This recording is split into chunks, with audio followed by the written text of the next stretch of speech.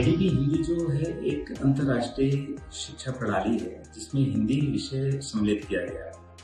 ये 2 साल का कोर्स होता है जो कक्षा 11 और कक्षा 12 class 11th and class 12th के बच्चों के लिए होता है। और उसके अंतर्गत जो बच्चों का जो इंटरेस्ट है, जो पढ़ने का, डिपेंड करता है कि बच्चे हिंदी पे पकड़ कैसी है। अगर पकड़ बहुत अच्छी है तो ऐसे बच्चे हिंदी सब्जेक्ट लेते हैं और इसमें काफी स्कोरिंग भी होता है हिंदी खासकर। बेसिकली हिंदी सिर्फ एक विषय नहीं, ये अभिव्यक्ति करने का एक माध्यम है।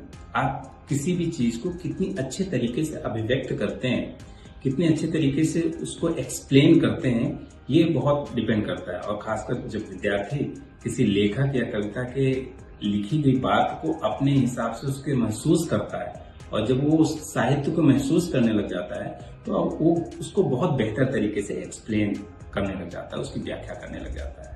तो तब पढ़ाने में और भी ज्यादा रुचि बढ़ती है जब बच्चे उसको अपने ढंग से, अपने तरीके से उसको रखते हैं आपके सामने। दोनों महत्वपूर्ण है, साहित्य भी और आपका भाषा भी, लेकिन डिपेंड करता है इसके हिंदी ए जो होता है उसमें बच्चों को ज्यादातर साहित्य दिया जाता है जिसमें कविता है, उपन्यास है, कहानी है। उसमें बच्चों का अगर अच्छी पकड़ है तो पेपर ए यानी हिंदी पेपर ए होता है जिसमें बच्चे उसको एक्सप्लेन कर पाते हैं, किसी भी कहानी को, किसी भी कविता को और किसी भी नाटक, एकांकी, कुछ भी है उसको बेहतर तरीके से अगर बच्चों को समझ में है तो उसको अपने हिसाब से उसकी व्याख्या करते हैं, विश्लेषण करते हैं। इसमें भाषा, शैली, बहुत सारी चीजों को बारे में बताया जाता है।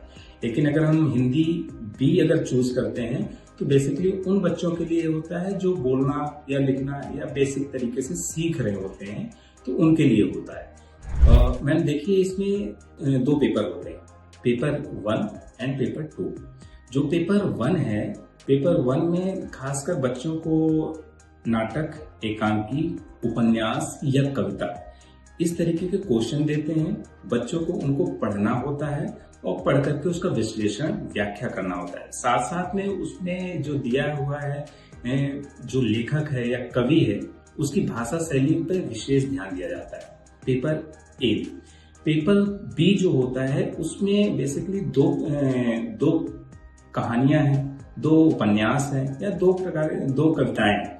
उन दोनों को बच्चों को पढ़ करके कंपेयर करना होता है, उसका विश्लेषण करना होता है 2 अलग अलग पुस्तकों का। जो कहानियां हैं 2 अलग अलग कहानियों का, उसका विश्लेषण करना होता है। साथ ही साथ इसमें एक आयो भी होता है।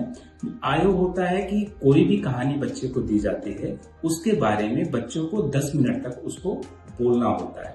तो इस तरीके से होता है। अब मैं पेपर ए भी बता देता हूँ कि किस प्रकार से प्रश्न पत्र आते हैं। जो पेपर ए है उसमें बच्चे को कोई भी कहानी, कोई भी उपन्यास, कोई भी नाटक या कविता दिया जाता है जिसमें बच्चों को व्याख्या करना है, लेकिन वो कहानी, वो उपन्यास दी जाती है जो उसको पहले से पढ़े नहीं होते हैं। कुल मिलाकर के इसको बोल सकते हैं कि एक अपठित गद्यांश, अनसीन पैसेज टाइप का। जो पेपर बी होता है, पेपर बी जो क्वेश्चन होता है वो जो पहले से पढ़े होते हैं, कोई भी उपन्यास, कोई भी कहानी, कोई भी निबंध या कोई भी कविता जो पढ़े हुए होते हैं उनको दिया जाता है और उन 2 कहानियों को देख करके फिर उनको अपने हिसाब से उसकी व्याख्या या विश्लेषण करना होता है। उसमें भाषा क्या है, शैली क्या है, क्या दोनों कहानियों में अंतर है, क्या समानता है, इस चीज की व्याख्या की जाती है।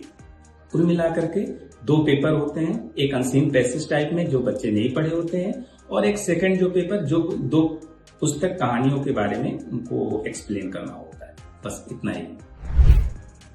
मुझे आईबी हिंदी पढ़ाने में मजा तब जब आता है जब बच्चे साहित्य को समझने लग जाते हैं।